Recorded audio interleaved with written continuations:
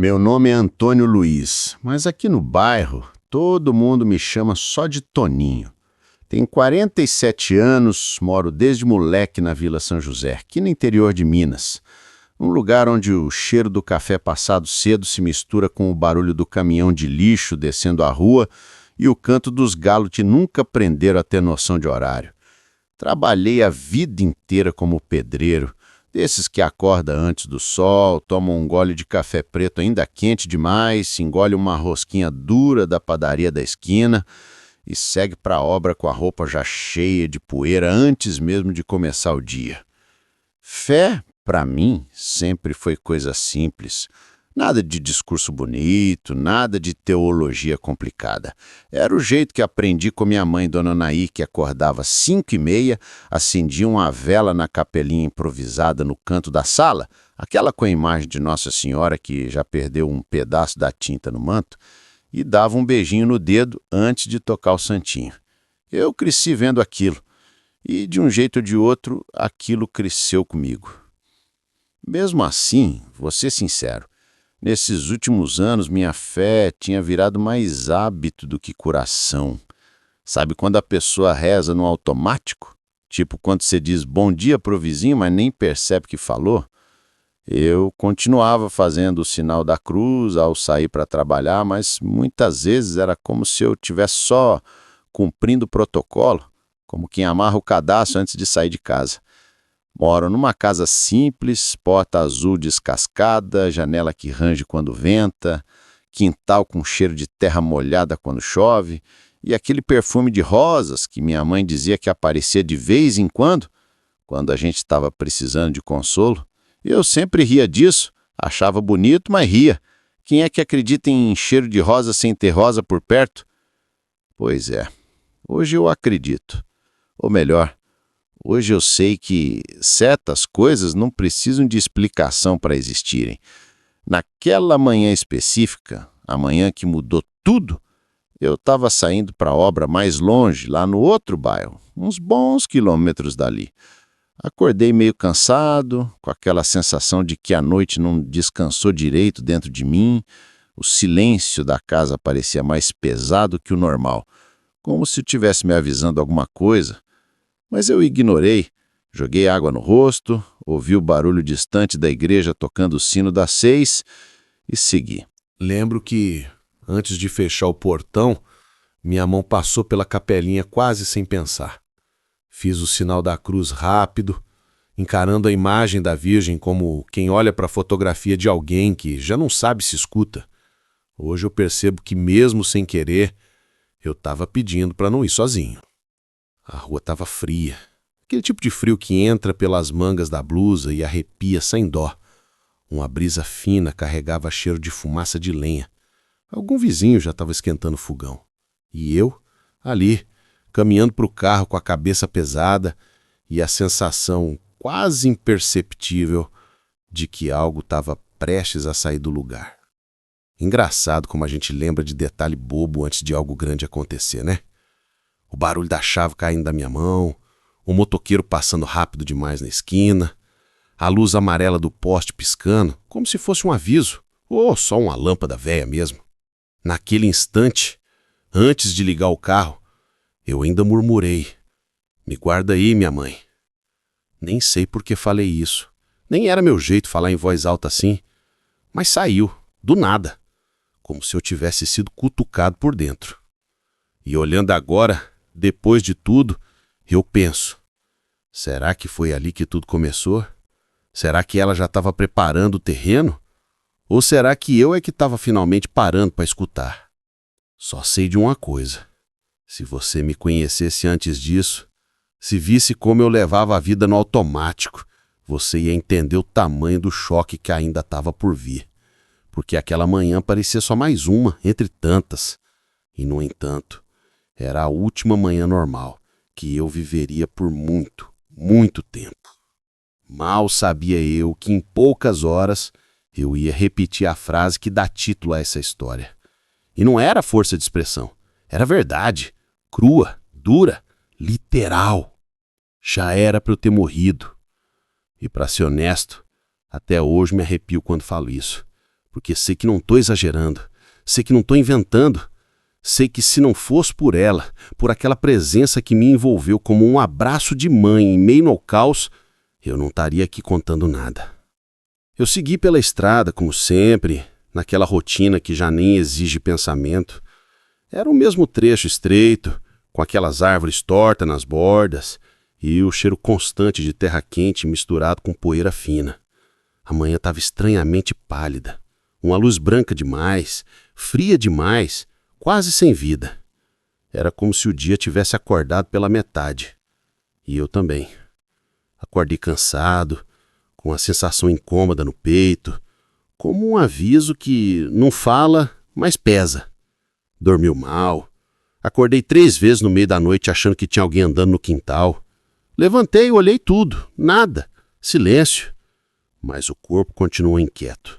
Como se estivesse respondendo a algo que eu não conseguia ver. Mesmo assim, entrei no carro, amarrei o terço no retrovisor do jeito desajeitado de sempre e fui. Trabalhador não negocia com disposição, negocia com necessidade. A estrada estava vazia, nem os caminhões de leite tinham passado ainda.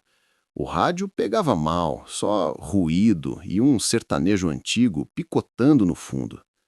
Foi quando vi a caminhoneta. Ela não veio normal. Não foi aquele surgir de longe, aumentando aos poucos. Ela simplesmente apareceu no meu campo de visão como se tivesse sido empurrada para dentro da estrada do nada. Vinha rápido demais, torta demais, descontrolada demais. Meu coração disparou na hora, mas minhas mãos demoraram a reagir. Eu só conseguia olhar para o farol dela, que parecia um olho aceso vindo direto na minha direção. Eu ainda tentei puxar o volante para a direita, mas não deu tempo. Ouvi um rugido metálico, como se a estrada inteira tivesse se partido ao meio. O impacto me jogou para cima, depois para o lado, depois para um escuro que parecia engolir tudo. Senti meu pescoço virar de um jeito estranho. Ouvi estalos na porta, senti o vidro estourando em centenas de pedrinhas afiadas caindo sobre mim. O carro rodou, capotou, arrastou, parou. Ou melhor, fui parado pela força bruta da física, que nos lembra que a vida é frágil demais para ser garantida. E ali, naquele momento congelado, entre um giro e outro, me veio a pergunta mais crua e sincera que um ser humano pode sentir antes de perder tudo. É assim que eu vou morrer? Ela não veio como desespero, veio como constatação, como se meu corpo tivesse entendido antes de mim o tamanho do perigo. E quando perguntei isso, até minha alma pareceu encolher.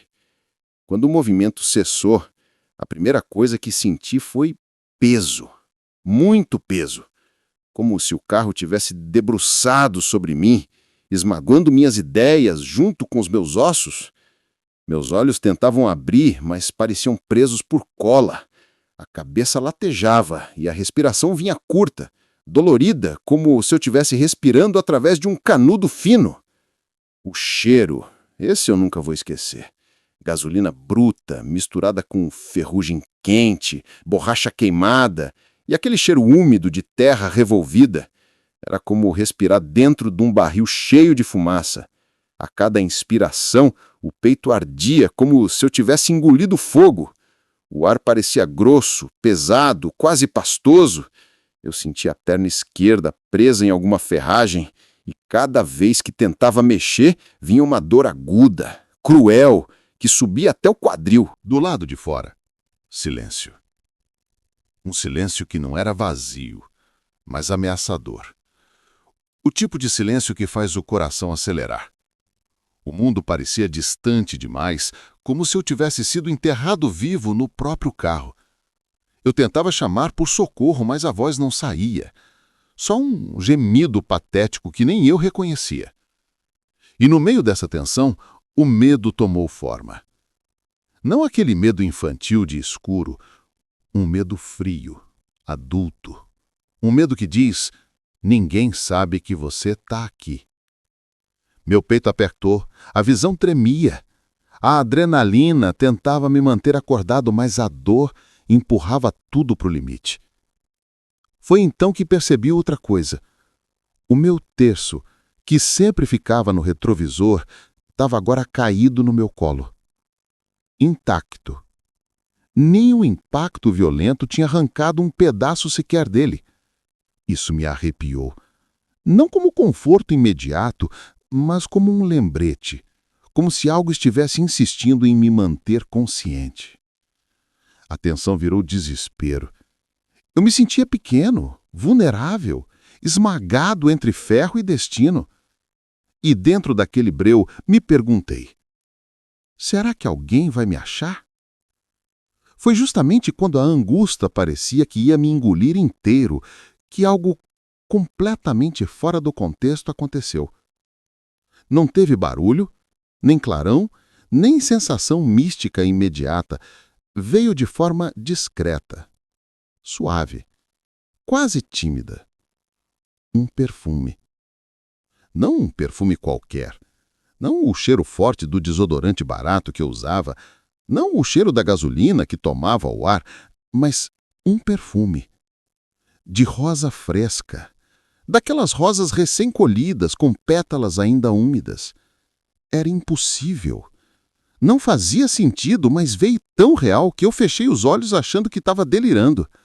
Fechei e o cheiro ficou mais forte, mais doce, mais presente, como se alguém tivesse entrado no carro trazendo aquele perfume consigo. E junto do perfume, uma brisa. Uma brisa interna. Um vento que não tinha como existir ali.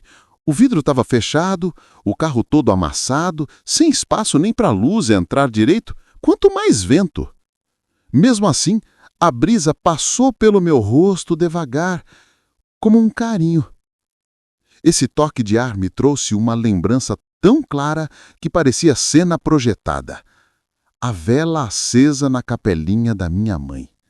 A chama tremendo, iluminando a imagem de Nossa Senhora. O jeito que minha mãe dizia: quando a dor aperta, ela chega primeiro.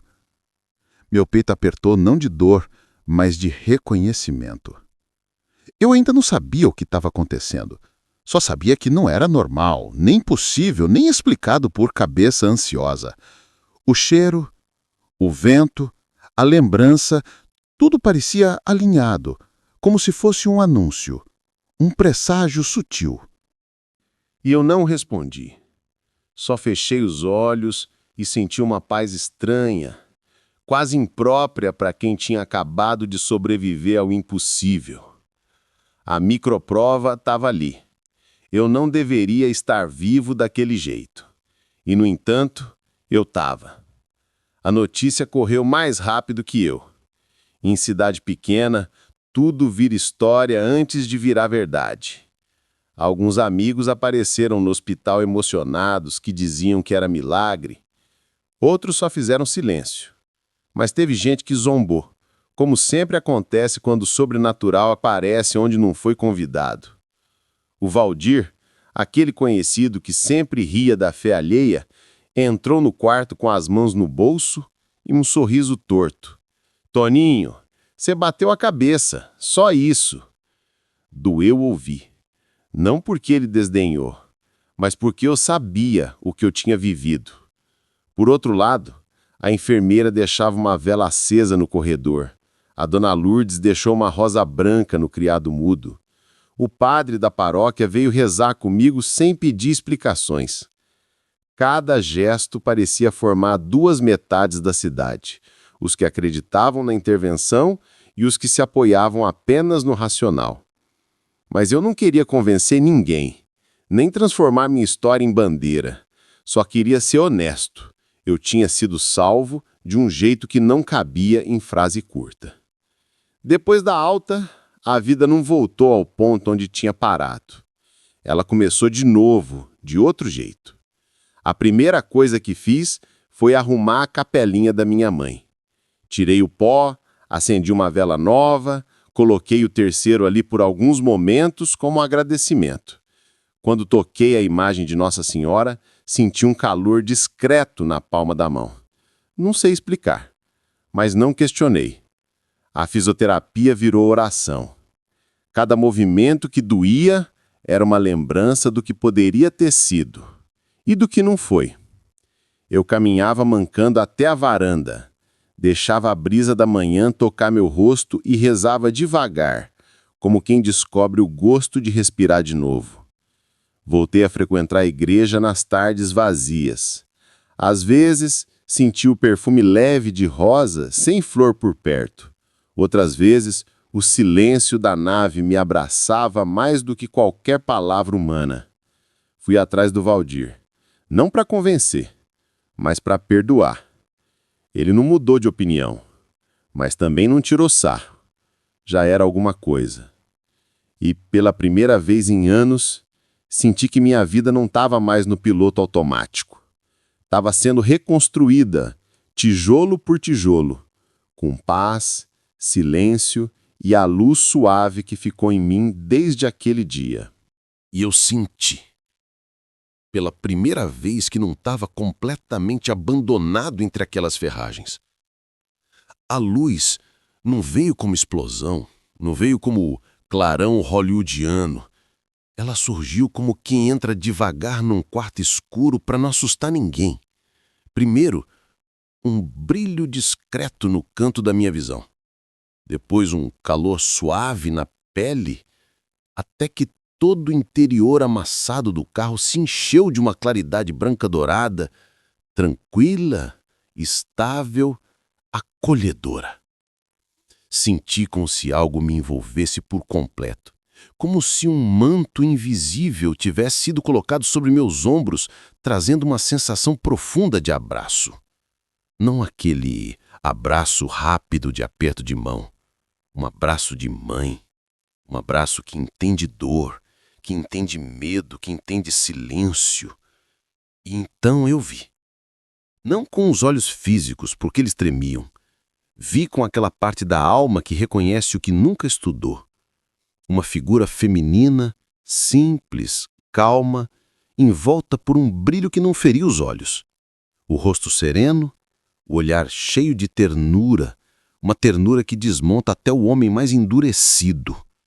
Ela não falou com a boca, mas a voz dela, se é que posso chamar assim, ecoou dentro de mim como se estivesse sendo sussurrada direto no coração. Calma, eu tô aqui. Quando a mão dela tocou meu ombro, a dor física diminuiu. Não sumiu, mas se tornou suportável.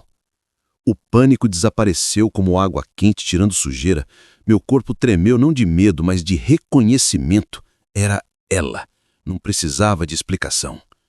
E pela primeira vez desde o impacto, eu chorei. Chorei como criança. Porque quando uma presença assim te abraça, não existe orgulho que sobreviva. A luz começou a se desfazer como fumaça branca, até desaparecer sem pressa. Quando percebi, o som das ferragens, do vento e do próprio mundo voltaram. Então eu ouvi sirenes, distantes no início, mas chegando rápido.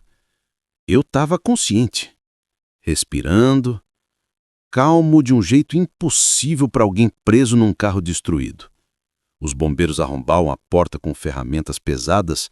Um deles, ao iluminar meu rosto com a lanterna, arregalou os olhos. Meu Deus, ele está vivo e está acordado. A frase ecoou como prova, como confirmação externa daquilo que eu já sabia por dentro. A equipe trabalhou rápido para me tirar dali. Quando mexeram no painel, algo caiu do meu colo. Era o terço, intacto. Nenhum arranhão no crucifixo, nenhum arranhão nos grãos, como se tivesse sido protegido do impacto do vidro, do caos. A enfermeira que me recebeu na ambulância segurou minha mão e disse: "Moço, alguém grande botou a mão em você." Com o passar dos meses, fui percebendo que o acidente não tinha sido um ponto final. Tinha sido uma vírgula longa, daquelas que mudam o rumo da frase inteira. A vida não voltou para o molde anterior. Parecia que eu tinha atravessado uma porta invisível e agora vivia do outro lado, num ritmo mais devagar, mais alargado, mais luminoso. Nunca achei que fosse capaz de sentir tanta paz em coisas tão simples. A primeira mudança concreta aconteceu dentro de casa. A capelinha da minha mãe, aquela que eu sempre deixei meio de lado, passou a ser um lugar vivo. Eu acendi uma vela ali todos os dias depois do acidente. Primeiro, por gratidão, depois, por hábito. E logo percebi que outras pessoas da vizinhança começaram a se aproximar. Um dia encontrei uma vela apagada que não era minha, no outro, um bilhetinho. Reza por mim também, Toninho. A capelinha virou abrigo, virou ponto de encontro silencioso, virou gesto comunitário. Não porque eu quis, mas porque o milagre, mesmo sem propaganda, se espalha como cheiro de café fresco. Ninguém vê nascer, mas todo mundo sente. A segunda evidência concreta veio no consultório. O ortopedista, um sujeito sério e metódico, não acreditava em nada que fugisse dos livros. Quando fui fazer o segundo exame, ele disse claramente que esperava ver sequelas importantes, mas quando abriu o envelope, ficou mudo por alguns segundos. Depois franziu a testa, ajustou os óculos e repetiu o exame olhando para telas diferentes, como se estivesse procurando algum erro. Toninho, isso aqui não combina com o tipo de impacto que você sofreu. É bom ou ruim, doutor? Bom demais, rápido demais, inesperado demais. Não era cura mágica. Eu fazia fisioterapia com disciplina militar, mas a evolução era acelerada, limpa, sem complicações. Era como se meu corpo tivesse cooperando de um jeito fora do comum. Saí do consultório com o coração quente e o pensamento claro. A mão que me segurou continuava me guiando, devagar, para cima. Também notei outra mudança inesperada. Minha relação com minha família. Minhas irmãs, antes briguentas e distantes, passaram a vir me visitar com mais frequência. Uma delas, que raramente entrava na minha casa, começou a sentar comigo na varanda para conversar. A outra, mais fechada, deixou uma rosa branca na capelinha, em silêncio. Não precisamos falar nada sobre fé. Era como se o acidente tivesse acordado nelas um desejo de reencontro. E eu, que antes vivia na defensiva, agora tinha paciência para ouvir, abraçar, acolher. No trabalho, voltei devagar e percebi algo curioso. Eu estava mais tranquilo, menos bruto, menos explosivo. Antes eu resolvia tudo na força. Agora respirava fundo, pedia calma, olhava ao redor antes de reclamar. Isso mudou a forma que os outros me olhavam. Clientes começaram a me indicar mais, vizinhos passaram a conversar comigo com mais respeito. O acidente tinha me quebrado por fora, mas tinha me alinhado por dentro. Outra evidência concreta veio da comunidade. O pessoal da rua organizou, sem me avisar, uma pequena reforma na fachada da minha casa. Um mutirão improvisado. Um trouxe tinta, outro trouxe pincel, outro trouxe café. Fizeram em silêncio como quem retribui algo que não sabe explicar. Eu chorei escondido no banheiro porque senti ali a força do milagre se multiplicando em gestos humanos. E como se não bastasse, o cheiro de rosa começou a me acompanhar em momentos totalmente aleatórios. Na caminhada até a feira, na varanda ao entardecer, dentro da igreja vazia. Não sempre, só quando precisava. Era como se alguém estivesse dizendo, não esquece. Hoje, olhando para tudo isso, família reconciliada, saúde recuperada, fé reacendida, comunidade unida, eu sei que os frutos daquele dia não foram apenas sobrevivência, foram renascimento. Às vezes à noite, quando a casa fica silenciosa e o vento bate leve na janela, eu fecho os olhos e volto mentalmente ao instante em que achei que fosse morrer. Consigo ouvir de novo o barulho do metal, sentir o cheiro forte de gasolina, ver escuridão se fechando ao meu redor. Mas junto disso vem a lembrança da luz, da brisa, do perfume de rosas, do toque que não dói. E me pego repetindo em silêncio. Eu não estava sozinho. Viver depois de algo assim não é simples. É como carregar uma cicatriz no peito, mas uma cicatriz de luz. Aquelas que não doem, mas lembram. Não saio por aí dizendo que sou milagre, não fico exigindo que acreditem em mim. Gente apressada quer explicação, gente machucada quer negar. Eu entendo os dois, cada um caminha como consegue. Mas eu sei o que vi, sei o que senti, sei o que me tocou dentro daquele carro amassado, sei o que me segurou antes que o pior acontecesse. E sei que, mesmo quando o mundo inteiro parecia distante, ela chegou, Não com espetáculo, mas com abraço. Hoje minha fé não é uma bandeira, é um refúgio. Rezo devagar, sem culpa, sem pressa, acendo vela não para pedir, mas para agradecer. Minha oração preferida é o silêncio, porque foi nele que o impossível me encontrou. E nesse silêncio continuo sentindo aquela paz que não vem de mim, mas que insiste em morar comigo. Eu também aprendi que milagre não é sobre escapar da morte, é sobre voltar para a vida. Diferente. É sobre enxergar o outro como alguém que também carrega medo, dor, urgência. É sobre pedir perdão antes que a mágoa envenene. É sobre abraçar antes que o orgulho feche a porta. E é por isso que, se você está lendo até aqui, eu queria te pedir uma coisa simples, humilde, sincera. Me conta o que essa história acendeu aí dentro de você. Não precisa ser algo grandioso. Pode ser um pensamento, uma lembrança, uma saudade, uma vontade de recomeçar. A gente não carrega a fé sozinho. Fé é ponte. Se sentir no coração, acenda hoje uma vela. No quarto, na cozinha, no quintal, onde você quiser. Não precisa falar nada. Só deixa a chama dançar um pouquinho e iluminar o silêncio do seu dia. Porque foi numa chama pequena, quase apagada, que minha mãe sempre disse que ela falava. E foi no silêncio, justamente no silêncio, que ela me encontrou. Talvez seja nesse mesmo silêncio que algo encontre você também. Que Deus te abençoe.